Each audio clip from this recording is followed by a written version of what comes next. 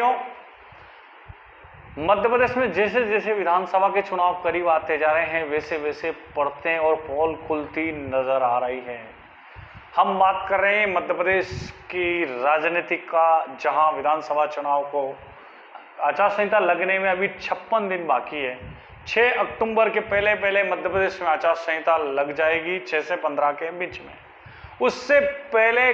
कई नामदार नेताओं की जमीनी हकीकत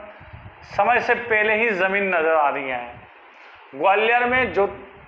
जिस प्रकार से जमीन डीली होती नजर आई है, वैसी अब मालवा इलाके में भी श्रीमंत महाराज ज्योतिरादित्य सिंधिया की जमीनी पकड़ अब धीरे धीरे कम होती नजर आ रही है। आप सबको पता है कि मध्य प्रदेश में 2020 में 19 के दरमियान कांग्रेस के पूर्व कार्यवाहक अध्यक्ष ज्योतिरादित्य सिंधिया ने भारतीय जनता पार्टी का दामन थामा था। 22 के लगभग विधायकों को उन्होंने कांग्रेस का दामन छोड़ के भाजपा का दामन थामा था। उसके बाद जिस प्रकार से 2-2.5-3 साल की सरकार भाजपा की बनाने के बाद अब जो कार्यकर्ता, जो लोग वर्षों से सिंधिया के साथ थे, वो लोग अब सिंधिया का साथ छोड़ते हुए नजर आ रहे हैं। ग्वालियर में सिंधिया के गद्दावर नेताओं ने साथ छोड़ दिया है। आज हम बात कर रहे हैं मंदसौर जिले की, मंदसौर संसदीय क्षेत्र की, जहां मालवा इलाकों को सिंधिया खून का रिश्ता बताते थे और किसानों के लिए सड़क पर लड़ाई लड़ने की बातें भी उन्होंने की थी। लेकिन जैसे ही सिंधिया जी ने भाजपा का दामन थामा, वो दामन थामने के बाद कभी भी मालवा इलाके का दौरा उन्होंने भाजपा में जाने के बाद नहीं किया। मूल बात पे आपके बीच आ जाता हूं। मूल बात यह है कि जावद से उनके बहुत करीबी नेता समंदर जी पटेल, जो 2018 का निर्दलीय चुनाव लड़े थे और सिंधिया के साथ भारतीय जनता पार्टी में भी वो गए थे, लेकिन सूत्रों से मिली जानकारी के अनुसार समंदर पटेल ने समय रहते ही अपनी जमीनी हकीकत भांपते हुए महाराज से कल 1-2 दिन पहले दिल्ली जाकर स्पष्ट तौर पे पूछ लिया कि महाराज, मुझे जावद से आप भारतीय जनता पार्टी से टिकट दिलवा पाएंगे या नहीं।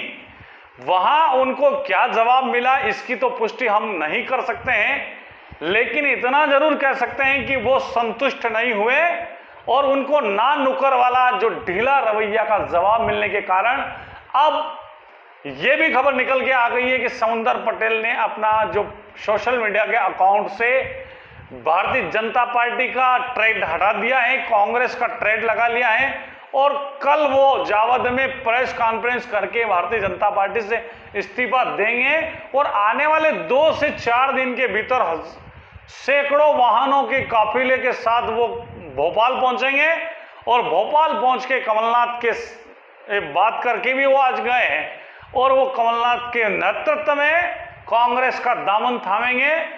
अब हमारे यहाँ ये कहना है कि जिस प्रकार से ज्योतिरादित्य सिंधिया जी ने जो भारतीय जनता पार्टी में जाके जो उनकी मन तृष्णा को सांत्वना दी थी, लेकिन आज के हालात में सिंधिया जी अभी 2 महीने पहले ही लोग उनका साथ छोड़ के भाग रहे हैं। मतलब यूं कहा जाए कि डूबते जहाज का लोग साथ छोड़ रहे हैं। अभी तो देखते जाइए कि भारतीय जनता पार्टी में और क्या होना है, क्योंकि जब जावद से अगर समंदर पटेल भारतीय जनता पार्टी को छोड़ के अगर कांग्रेस में आ रहे हैं और कांग्रेस में अगर कमलनाथ जी जावद समंदर पटेल के ऊपर अगर हाथ रख देते हैं तो जावद की सीट भी भारतीय जनता पार्टी के हाथ से निकल जाएगी। क्योंकि जिस तौर तरीके से समंदर पटेल ने निर्दलीय का चुनाव लड़के मैक्सिमम बता रहे 38,000 वोटों को उन्होंने हासिल किया था और कांग्रेस के अधिकृत उम्मीदवार ने वहां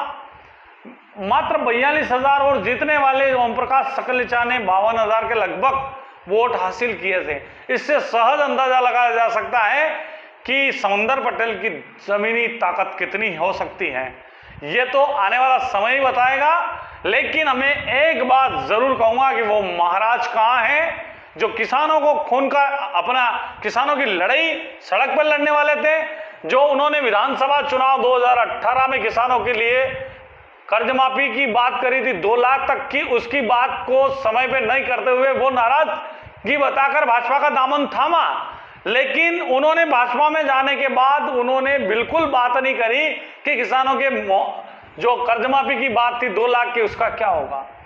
यहां तक कि 2022 और 23 के दरमियान जनवरी के भीतर जो मंदसौर जिले में ओलावृष्टि हुई थी, ओलावृष्टि के बाद जिस तरीके से जो किसानों की फसलें कश्मीर बन गई थी पटकर, उसके बाद न तो किसानों को मुआवजा मिला, न बीमा मिला, और मिला भी तो न के बराबर। लेकिन एक शब्द सिंधिया जी निकाल के नहीं बोल पाए और अपने आप को महाराज कहते हैं। धन्यवाद।